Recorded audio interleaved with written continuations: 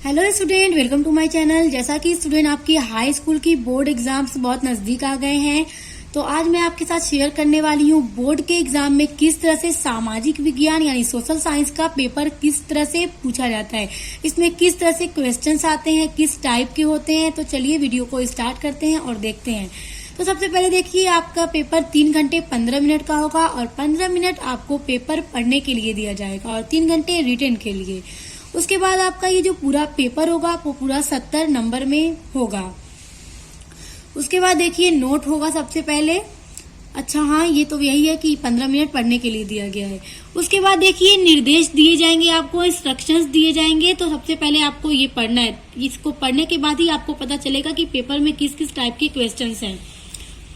यह प्रश्न पत्र 2 खंडों क एवं ख में विभाजित है, यानी आपका ये जो पेपर है वो 2 पार्ट में 2 खंड में विभाजित है, बटा हुआ है। पहला है खंड क और दूसरा है खंड ख।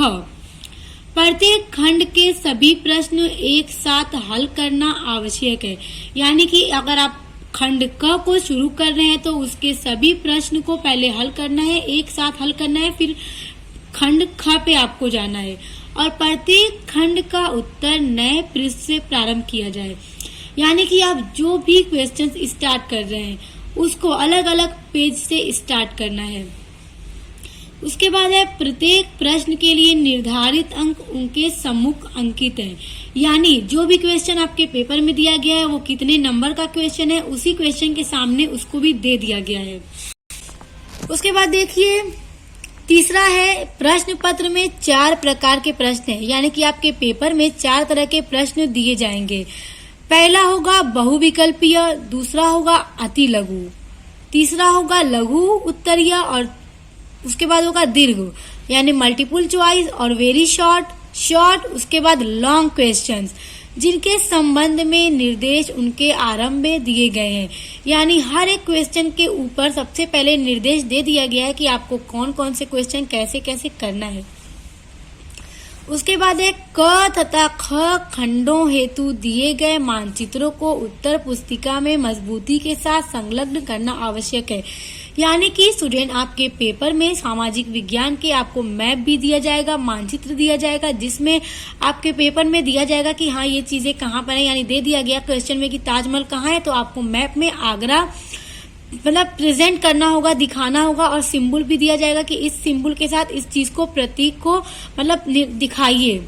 तो फिर उसको उस मैप को अपने उत्तर पुस्तिका में यानी जो आपको कॉपी मिलेगी लिखने के लिए उसमें अच्छी तरह से बांध देना होगा, स्टेपलर कर देना होगा ताकि वो उससे अलग ना हो। फिर देखिए दृष्टिबाधित परीक्षार्थियों के लिए मानचित्र कार्य के स्थान पर खंड क तथा प्रश्न संख्या 14 तथा खंड ख में प्रश्न संख्या 28 उत्तर लिखने के लिए दिए गए हैं, यानी ये जो मैप है मैप में आपको भरना होगा और जो दृष्टिबाधित परीक्षार्थी होंगे स्टूडेंट होंगे उनको मानचित्र का कार्य मैप में न भर के उसी के उत्तर को अपने मतलब उसी के आंसर को आपको अपने उत्तर पुस्तिका में यानी कॉपी में ही लिखना होगा। स्टूडेंट देखिए अभी जो निर्देश हमने हिंदी में पढ़ा है वही निर्देश वही इंस्ट्रक्शंस यहाँ इंग्लिश में दिए गए हैं, ताकि जो इंग्लिश वाले स्टूडेंट हो वो इंग्लिश मीडियम वाले इसको पढ़ें और करें। तो स्टूडेंट देखिए आपका जो पेपर होगा वो इंग्लिश और हिंदी वर्जन दोनों में होगा, ताकि हिंदी मीडियम वाले हिंदी में करें और इंग्लिश वाले इंग्लिश में। तो देखिए पहले आपका खंड क है यानी पार्ट ए, तो इसमें 4 तरह के क्वेश्चन होंगे। तो सबसे पहले मल्टीपल चॉइस टाइप क्वेश्चंस होंगे यानी बहुविकल्पीय प्रश्न। देखिए निर्देश क्या दिया गया है, निम्नलिखित विकल्पों में से सही उत्तर चुनकर अपनी उत्तर पुस्तिका में लिखिए, यानी कि 4 ऑप्शन दिए जाएंगे, उसमें से जो एक सही होगा वो आपको अपने उत्तर पुस्तिका में यानी अपने कॉपी में लिखना होगा। तो देखिए वही चीज यहाँ फिर इंग्लिश में लिखी जाएगी। Choose the correct answer from the given alternatives and right in your answer book, यानी कि सही विकल्प को छाड़कर अपने आंसर की बुक में यानी अपने कॉपी में लिखिए। तो पहला है ऑटो वॉन बिस्मार्क का संबंध किस देश से था।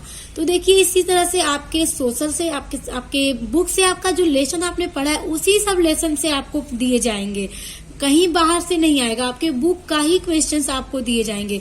तो आप पढ़ के जाएंगे तो आपको पता चल ही जाएगा। तो ऑटो वॉन बिस्मार्क का संबंध किस देश से था? तो मान लीजिए इसका आंसर है जर्मनी। जर्मनी से ही संबंध था इसका, तो आपको पता है कि जर्मनी इसका आंसर है। तो आप बस ना क्वेश्चन का मतलब पार्ट 1 डालिए, बहुविकल्पीय डालिए, फिर 1 डाल के उसका ख लिख के जर्मनी लिख दीजिए। इस तरह से आपको आंसर लिखना होगा। उसके बाद फिर यही क्वेश्चन आपको इंग्लिश में दिया जाएगा। तो देखिए इंग्लिश में दिया गया है वही क्वेश्चन। उसके बाद देखिए दूसरा है, निम्नलिखित में से किसे 1871 में जर्मनी का प्रथम सम्राट घोषित किया गया? तो इसमें 4 ऑप्शन इसमें भी दिए जाएंगे, इसमें से जो सही होगा वो आपको लिखना होगा। तो इसका सही आंसर है विलियम प्रथम। तो देखिए वही क्वेश्चन फिर इंग्लिश वर्जन में दिया गया है। उसके बाद तीसरा है, 1889 में फ्रांस किस प्रकार का राज्य था? तो इसमें से जो आंसर सही होगा आपको वही लिख देना होगा। तो इसी तरह से क्वेश्चंस आएंगे, फिर वही चीज इंग्लिश में दी जाएगी। फिर उसके बाद चौथा है, निम्नलिखित में से कौन सा देश केंद्रीय शक्तियों में सम्मिलित था? तो फिर 4 ऑप्शन दिए जाएंगे, तो जो सही होगा आप वो छाट के अपने आंसर बुक में लिख दीजिएगा। फिर देखिए स्टूडेंट, हर क्वेश्चन हिंदी और इंग्लिश में एक ही साथ दिया गया है, इसलिए 4 वाला क्वेश्चन 2 बार, हर क्वेश्चन 2-2 बार दिया गया है, एक बार इंग्लिश एक बार हिंदी। तो फिर देखिए 5वां है, श्रीलंका में निम्नलिखित में कौन सा बहुसंख्यक वर्ग है? श्रीलंका में सबसे ज्यादा बहुसंख्यक वर्ग कौन सा है? तो सिन्हली इसका सही आंसर है स्टूडेंट। उसके बाद फिर वही इंग्लिश में दिया गया है। फिर आगे देखिए, फिर आपका 6 है, निम्नलिखित में से कौन सा राज्य भारत का संघीय राज्य नहीं है?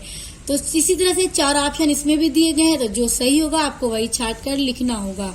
उसके बाद फिर वही इंग्लिश में दिया गया है। फिर बहुविकल्पीय के बाद यानी मल्टीपल चॉइस के बाद आपको अति लघु प्रश्न दिया जाएगा, यानी very short answer type questions. तो देखिए ये 7वां क्वेश्चन होगा आपका, 1929 में होने वाली आर्थिक महामंदी के 2 कारण लिखिए।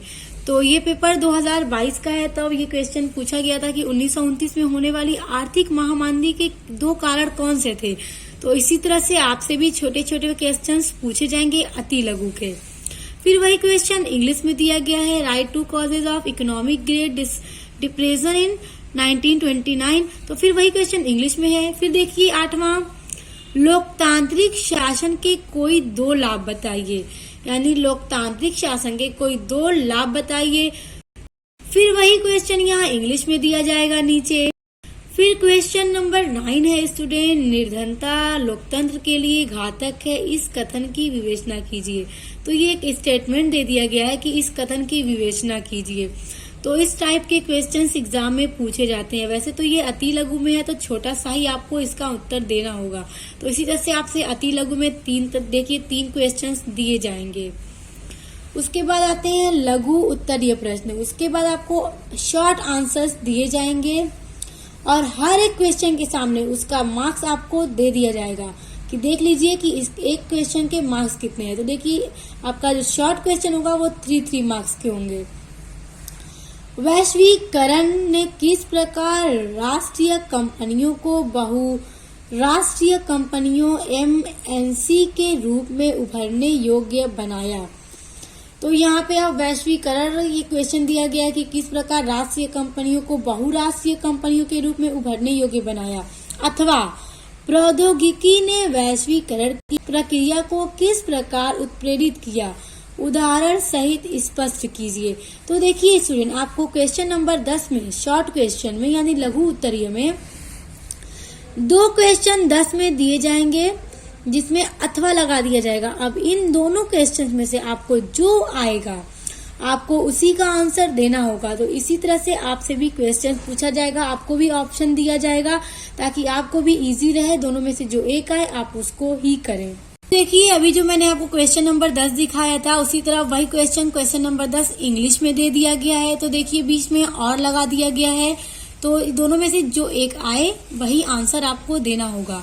उसके अलावा देखिए 11वां क्वेश्चन, व्यक्ति की गरिमा की अभिवृद्धि के संदर्भ में लोकतांत्रिक व्यवस्था का मूल्यांकन हम किस प्रकार कर सकते हैं, स्पष्ट कीजिए। तो देखिए स्टूडेंट, अब यहाँ पे इस तरह से क्वेश्चंस पूछा जा रहा है, तो इसी के बेसिस पे अभी आप अपनी तैयारी कीजिए, क्योंकि बेस एग्जाम में पेपर का जो बेस होता है एग्जाम में वो सेम ही होता है, बस क्वेश्चंस ही कुछ चेंज होते हैं आपके। फिर देखिए आपके अति लघु में तो कोई भी ऑप्शन नहीं दिया गया था, 3 क्वेश्चन दे दिया गया था, लेकिन आपके लघु में आपको हर क्वेश्चन के साथ ऑप्शन दिया जाएगा। हर क्वेश्चन में 2 क्वेश्चन दिए जाएंगे, जिसमें से एक आए वही कीजिए। देखिए 11वें क्वेश्चन में भी आपको ऑप्शन दे दिया गया है, यानी जो आए वो कीजिए। फिर वही क्वेश्चन यहाँ इंग्लिश में दिया गया है, यानी कि आपके लघु में आपको 2 क्वेश्चन ही करना होगा, यानी 10 और 11 में 2-2 क्वेश्चन दिए जाएंगे। आपको बस 2 क्वेश्चन का आंसर देना होगा। उसके बाद आ जाता है आपका दीर्घ उत्तरीय प्रश्न, यानी लॉन्ग आंसर टाइप क्वेश्चन। तो देखिए स्टूडेंट, आपके लघु में भी आपको सिर्फ 2 क्वेश्चन करना होगा, और अथवा के साथ तो कितनी ज्यादा सहूलियत है आपके लिए कि आपको जो आए आप वो करिए। उसके बाद आपके दीर्घ में 12वां क्वेश्चन आता है, असहयोग आंदोलन किसने चलाया, इसके किन्हीं 3 कार्यों का उल्लेख कीजिए, अथवा सविनय अवज्ञा आंदोलन कब चलाया गया था, इसके प्रमुख 3 कार्यों का उल्लेख कीजिए।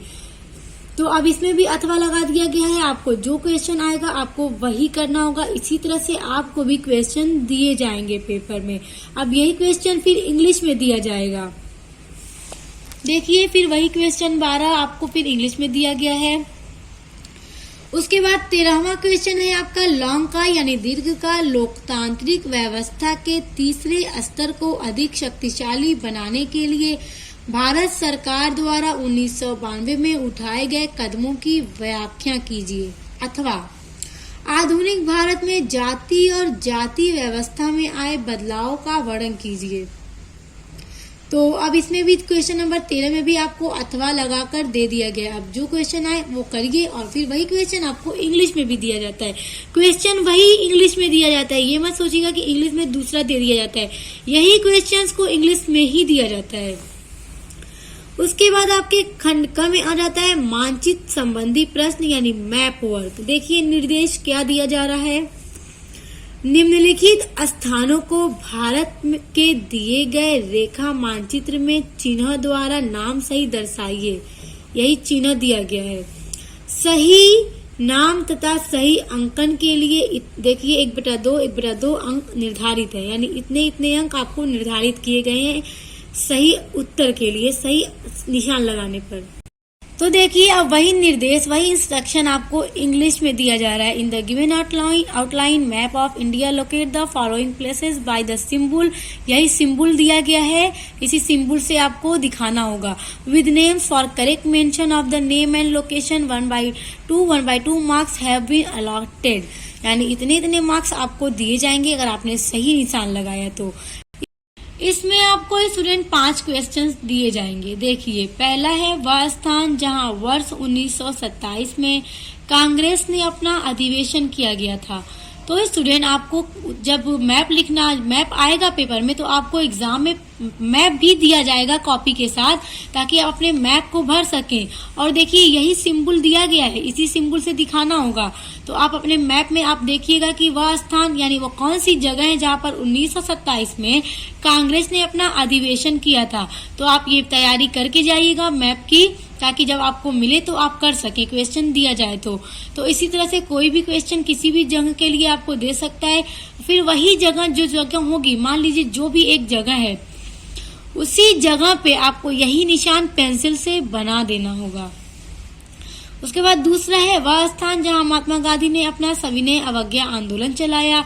तो अब वो जगह कौन सी थी जहां पर महात्मा गांधी जी ने अपना सविनय अवज्ञा आंदोलन चलाया था, तो उसको भी अपने सिंबल बना दीजिएगा, दिखा दीजिएगा मैप में। फिर तीसरा है वह स्थान जहां कांग्रेस ने अपना कांग्रेस अधिवेशन 1929 में किया था, फिर इसको भी मैप में प्रदर्शित कर दीजिएगा। चौथा है वह स्थान जहां नील की खेती वाले किसानों ने सत्याग्रह किया था। तो ये भी जो जगह होगी आपको वही सिंबल बना देना होगा मैप में। वह स्थान जहां जलियांवाला बाग कांड हुआ, तो फिर वो भी आपको मैप में प्रदर्शित कर देना है। तो स्टूडेंट ये मत सोचिएगा कि अब एकदम यही सेम दे दिया जाएगा, क्वेश्चन सेम नहीं आएंगे, चेंज ही आएंगे। बस मैप की तैयारी आप लोग करके जाइएगा। तो देखिए अब यही चीज आपको इंग्लिश में दे दी जाएगी। तो वही सारे क्वेश्चंस अब यहाँ इंग्लिश में दे दिए गए हैं, तो फिर मैप में आपको वही प्रदर्शित करना होगा। अब आगे देखिए स्टूडेंट, केवल दृष्टिबाधित परीक्षार्थियों के लिए मानचित्र कार्य के विकल्प के रूप में, यानी ये देखिए फिर इंग्लिश में दे दिया गया only for visually impaired examinees in लिeu of map work. निर्देश देखिए, निम्न प्रश्नों के उत्तर अपनी उत्तर पुस्तिका में लिखिए, मानचित्र का प्रयोग न कीजिए।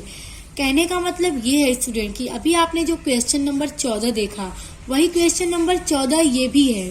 बाधित स्टूडेंट होंगे उनको मैप न देकर वही क्वेश्चन दिए जाएंगे। जिस तरह से मैप में वो जगह भरना रहेगा, आपको मैप में न भर के अपने कॉपी में उसी जगह का नाम लिख देना होगा। समझ में आया? और ये सिर्फ दृष्टिबाधित स्टूडेंट्स के लिए होगा। तो देखिए वही क्वेश्चन सेम है। वर्ष 1927 में कांग्रेस ने अपना अधिवेशन कहाँ किया था? तो जिनकी जो दृष्टिबाधित नहीं होंगे उनको मैप में भरना होगा, वही जगह पे सिंबल बनाना होगा, और जो दृष्टिबाधित स्टूडेंट होंगे उनको कॉपी में ही डाल करके पूरा क्वेश्चन नंबर कौन सा है करके बस उसी जगह का नाम कॉपी में लिख देना होगा, मैप का यूज नहीं करना होगा।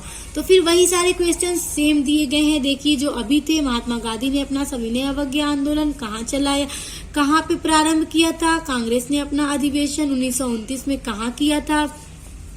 देखिए सब क्वेश्चंस वही है। फिर वही सेम क्वेश्चन इंग्लिश में दिया गया है। तो देखिए स्टूडेंट, आपने पहले ही निर्देश में पढ़ा था कि आपका पेपर 2 भागों में बटा होगा, खंड ख और खंड ख। तो क तो हमने पूरा देख लिया किस तरह से आपसे क्वेश्चंस पूछे जाएंगे, बेस तो वही होगा। अब खंड ख देखिए, यानी पार्ट बी देखिए। तो पार्ट बी में भी आपको, यानी खंड क में भी आपको बहुविकल्प या अति लघु, लघु और दीर्घ क्वेश्चंस ही दिए जाएंगे। देखिए तो सबसे पहले आप निर्देश देखेंगे, निम्नलिखित विकल्पों में से सही उत्तर चुनकर अपनी उत्तर पुस्तिका में लिखिए। तो जिस तरह से खंड क में दिया गया था उसी तरह से खंड क में भी बहुविकल्पी दिया जा रहा है।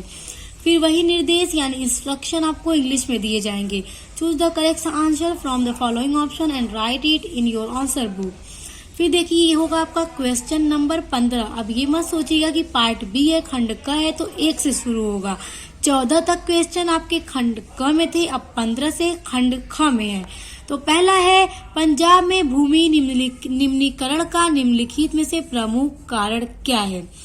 तो अब इसका देखिए सही आंसर है अधिक सिंचाई। तो इसी तरह से 4 ऑप्शंस आपको दिए जाएंगे, एक सही होगा, आपको वही देख करके अपने उत्तर पुस्तिका में लिखना होगा।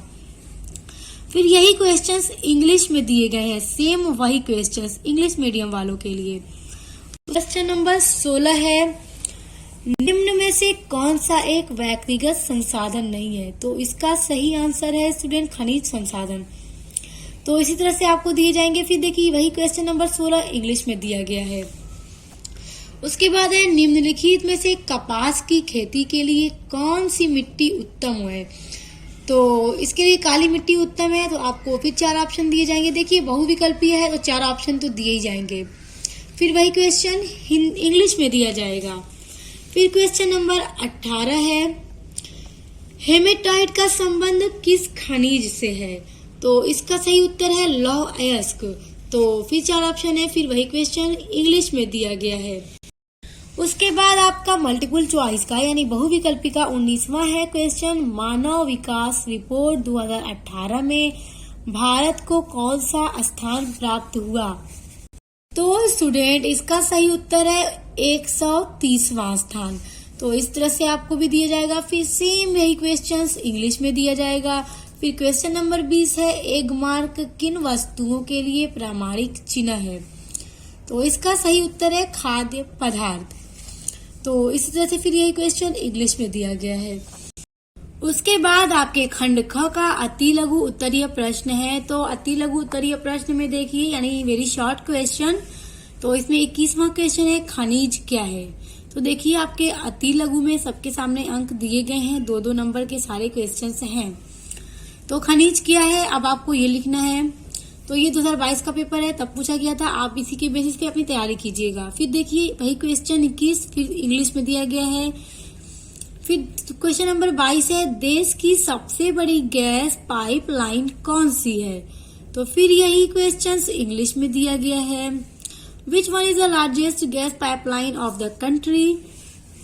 फिर 23वां है खरीफ फसलों के कोई 2 उदाहरण दीजिए, यानी कि give any 2 examples of kharif crops. तो देखिए आपके अति लघु में 3 क्वेश्चंस दिए गए हैं, खंड ख में भी और खंड क में भी 3 क्वेश्चंस ही अति लघु में दिए गए थे। ऐसे देखने में बहुत ज्यादा लग रहा है स्टूडेंट, मगर देखिए 21वां भी 2 बार है, 22वां भी 2 बार, 23वां भी 2 बार। हर क्वेश्चन 2 बार, एक बार हिंदी में, एक बार इंग्लिश में। अब है आपका खंड ख का लघु उत्तरीय प्रश्न, यानी शॉर्ट आंसर टाइप क्वेश्चन। तो इसमें आपका क्वेश्चन नंबर 24 है, भारत में सौर ऊर्जा का भविष्य उज्जवल क्यों है? कोई 3 कारण दीजिए, अथवा अभ्रक की उपयोगिता बताइए, भारत में इसके कोई उत्पादक राज्यों के नाम बताइए। तो देखिए आपको लघु में 2 क्वेश्चंस दिए जाएंगे जिसमें अथवा लगा होगा, दोनों में से कोई एक करना होगा। फिर वही क्वेश्चन यहाँ इंग्लिश में दिया जाएगा, तो आप चाहे इंग्लिश में करिए या हिंदी में करिए, आपको बस एक ही करना होगा क्वेश्चन नंबर 24 में। उसके बाद आप 25 है, विदेशी व्यापार को अनुकूलन बनाने के कोई 3 सुझाव दीजिए, अथवा आर्थिक गतिविधियां रोजगार की परिस्थितियों के आधार पर कैसे वर्गीकृत की जाती हैं, कैसे वर्गीकृत की जाती हैं। तो फिर देखिए इसमें भी अथवा लगा हुआ है और वही क्वेश्चन फिर इंग्लिश में दिया गया है और लगा करके, यानी आपको लघु उत्तरीय प्रश्न में सिर्फ 2 आंसर देने होंगे, 24 में 1 और 25 में 1। उसके बाद आता है आपका दीर्घ उत्तरीय प्रश्न, और दीर्घ उत्तरीय प्रश्न में भी आपको सिर्फ 2 आंसर ही करने होंगे और हर क्वेश्चन के साथ अथवा लगा होगा। यानी देखिए 26वां क्वेश्चन पूछा गया था, किसी अर्थव्यवस्था में कृषि का क्या महत्व होता है समझाइए, अथवा प्राकृतिक तथा मानवीय संसाधनों में अंतर स्पष्ट कीजिए। देखिए ये दोनों क्वेश्चन तो 26 ही है, बस इसमें एक करना है, अथवा लगा हुआ है, इसी तरह वो इंग्लिश में दिया गया है। उसके बाद 27वां क्वेश्चन में भी देखिए अथवा लगाकर दे दिया गया है क्वेश्चंस, उसी तरह फिर इंग्लिश में दे दिया गया, यानी दीर्घ और लघु दोनों में से आपको 2-2 क्वेश्चन करने होंगे और सब क्वेश्चन के साथ अथवा लगा होगा। उसके बाद आ जाता है आपका मानचित्र कार्य, यानी मैप वर्क। तो देखिए निर्देश दिया गया है, दिए गए भारत के मानचित्र में निम्नलिखित को दर्शाइए। तो आपको 2 मैप दिए जाएंगे, एक पीछे खंड क में और अब खंड ख में। तो खंड क में आपने देखा कि आपको एक गोल सिंबल बताया गया था, बीच में एक और गोल उसमें बिंदी बनाया गया था। तो जो भी क्वेश्चन दिए गए थे बस उसी सिंबल से आपको प्रदर्शित करना था मैप में। अब देखिए इसमें क्या कहा जा रहा है, क्वेश्चन नंबर 28 है जिसमें 5 क्वेश्चंस हैं। देखिए टिहरी बांध, ये चिन्ह दे दिया गया है, एक चिन्ह द्वारा नाम सहित। तो अब दे दिया गया कि टिहरी बांध कहाँ पर है, ये अब जहां पर है आप अपने भारत के नक्शे में देखिए कि कौन से राज्य में है, कौन सी जगह पे है। अब वहां पे आप ये वाला निशान बना दीजिए, ये जो चिन्ह दिया गया है ये निशान बना करके वहां पे उस जगह का नाम लिखिए उसी मैप में। उसके बाद दूसरा है अभ्रक उत्पादन का एक क्षेत्र इस चिन्ह के द्वारा नाम सहित। अब अभ्रक उत्पादन का एक क्षेत्र, यानी बहुत से क्षेत्र होंगे, जो भी एक क्षेत्र है उसमें जहाँ पे अभ्रक उत्पादन होता हो, अगर आपको उसका नाम याद है तो आप उस स्थान की जगह पे मैप में यही वाला सिंबल, यही वाला निशान बनाना है। बनाने के बाद आपको उसका नाम भी लिखना है, क्योंकि लिखा गया है चिन्ह द्वारा नाम सहित, यानी नाम के साथ। उसके बाद तीसरा है आणविक ऊर्जा का एक क्षेत्र चिन्ह द्वारा नाम सहित, यानी अब आणविक ऊर्जा का एक क्षेत्र कहाँ पे है, इसी चिन्ह के द्वारा आपको नाम सहित लिखना है। उसके बाद तापी नदी कहाँ पे है, इसी चिन्ह के साथ। देखिए नदी जैसा चिन्ह भी बनाया गया है, तो जहाँ पे तापी नदी होगी आपको यही चिन्ह बना के उस जगह का नाम फिर वहीं पे लिखना है नाम सहित। प्रयागराज नगर चिन्ह द्वारा नाम सहित। तो अब चिन्ह बनाइए कि प्रयागराज कहाँ है, मैप में आप ये निशान बना के वहां पे नाम लिखिए। फिर देखिए अब वही क्वेश्चन नंबर 28 आपने हिंदी में देखा, अब सेम वही यहाँ पे इंग्लिश में दिया जा रहा है। अब देखिए, जो आपने मैप अभी देखा क्वेश्चन नंबर 28 का स्टूडेंट, तो आपको मैप दिया जाएगा और निशान भी बताया गया कि इस निशान के साथ उसको मैप में प्रदर्शित कीजिए। लेकिन दृष्टि बाधित परीक्षार्थियों के लिए मानचित्र न दे करके आपको वही उत्तर अपने उत्तर पुस्तिका में लिखना है, यानी अपनी कॉपी में लिखना है। देखिए, निम्नलिखित प्रश्नों का उत्तर अपनी उत्तर पुस्तिका में लिखिए, मानचित्र का प्रयोग न कीजिए। तो वही क्वेश्चन फिर दिए जाएंगे। तो जो दृष्टि बाधित स्टूडेंट नहीं होंगे वो मैप में फिल करेंगे, और जो दृष्टि बाधित होंगे वो उसका आंसर मैप में न भर करके कॉपी में ही उसका आंसर लिख देंगे। जिस तरह से देखिए, टिहरी बांध किस नदी पर निर्मित है, तो आपको बस उस नदी का नाम लिख देना होगा पेपर में, क्वेश्चन नंबर 28 का पहला डाल करके। और जो दृष्टि बाधित नहीं होंगे उनको मैप में निशान लगाना होगा। तो सेम वही क्वेश्चंस फिर हिंदी और इंग्लिश में दिए गए हैं, आपको बस उसका आंसर कॉपी में लिख देना होगा। तो स्टूडेंट देखिए, आपके सोशल साइंस का यानी सामाजिक विज्ञान का बेस पेपर का सेम यही होगा। इसी तरह से क्वेश्चंस दिए जाएंगे, इसी तरह से अथवा लगा होगा, इसी तरह से मैप भी दिए जाएंगे। तो आई होप कि आपको समझ में आ